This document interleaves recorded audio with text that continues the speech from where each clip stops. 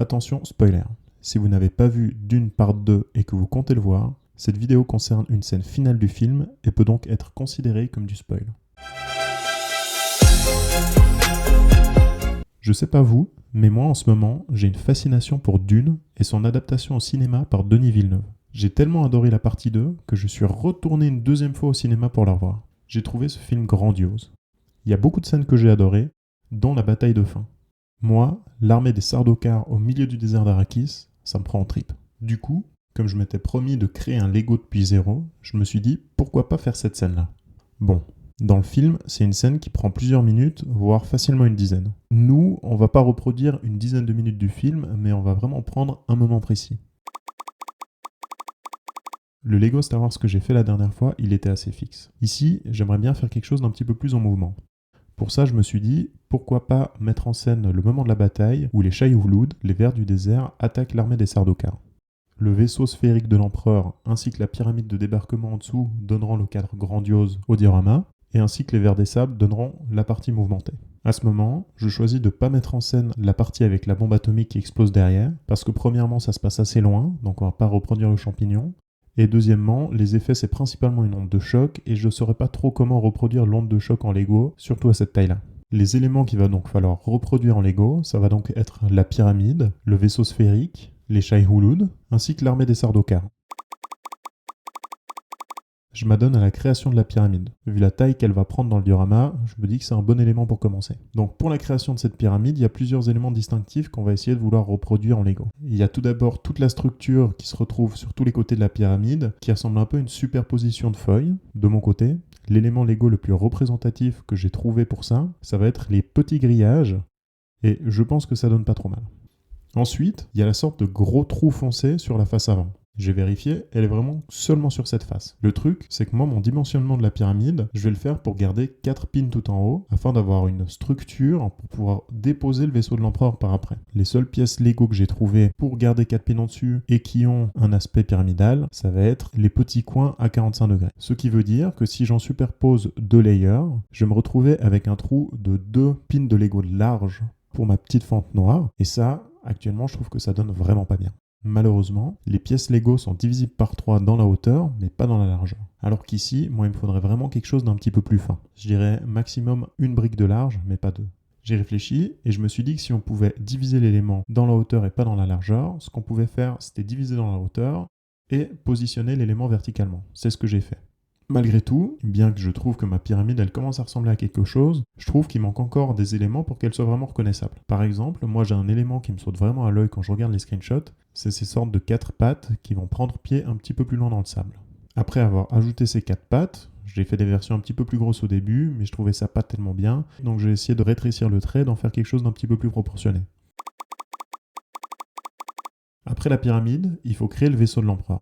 Je sais déjà que ça va pas être facile de créer une sphère à partir de briques carrées. Tant pis, je me lance. Pour faire les choses bien, j'ai fait une sorte de petit inventaire de toutes les pièces un peu arrondies disponibles qui pourraient m'aider à la création de cette partie.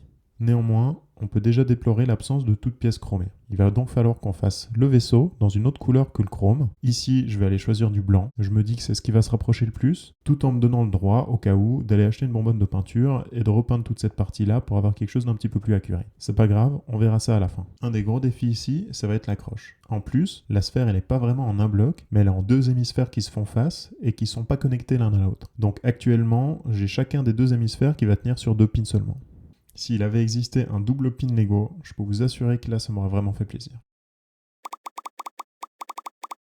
Maintenant, pour la partie que je voulais mouvementer avec les vers des sables, j'ai vu passer une petite construction sur Instagram que j'avais vraiment trouvé stylée, et je vais m'en inspirer pour créer les miens. Malgré tout, j'ai envie que mes vers des sables, ils aient des formes un petit peu arrondies. Et pour ça, j'ai plusieurs idées en tête. La première idée que j'ai, c'est d'utiliser les pièces flexibles Lego qu'on peut retrouver sur le site Pick a Brick, de construire tous mes vers autour, et de venir à l'intérieur de cette pièce mettre un fil de fer pour garder une certaine structure afin de vraiment donner une forme spécifique au vers des sables. Sinon la deuxième, c'est d'utiliser des pièces 2 sur 2 avec 4 pins et les positionner toujours en laissant un petit espace d'un côté et de créer une courbure, mais je suis pas sûr que ça va tenir sur le long terme.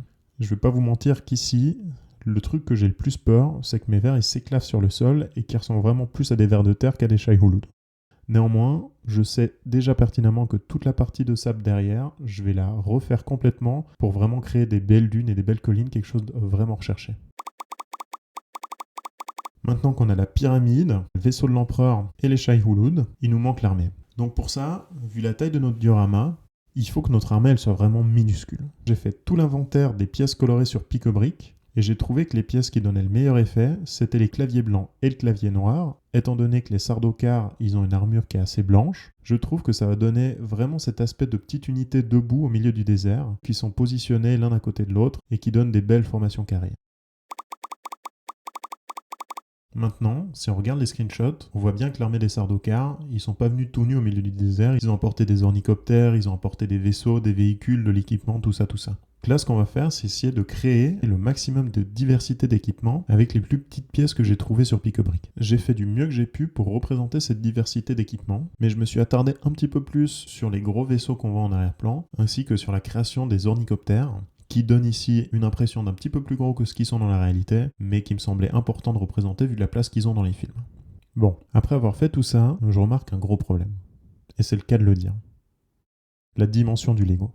J'ai essayé de le représenter dans la réalité pour voir un peu la taille que ça ferait, et là ça fait quelque chose comme un demi-mètre sur un demi-mètre. C'est pas vraiment la taille que je me donnerais pour un diorama.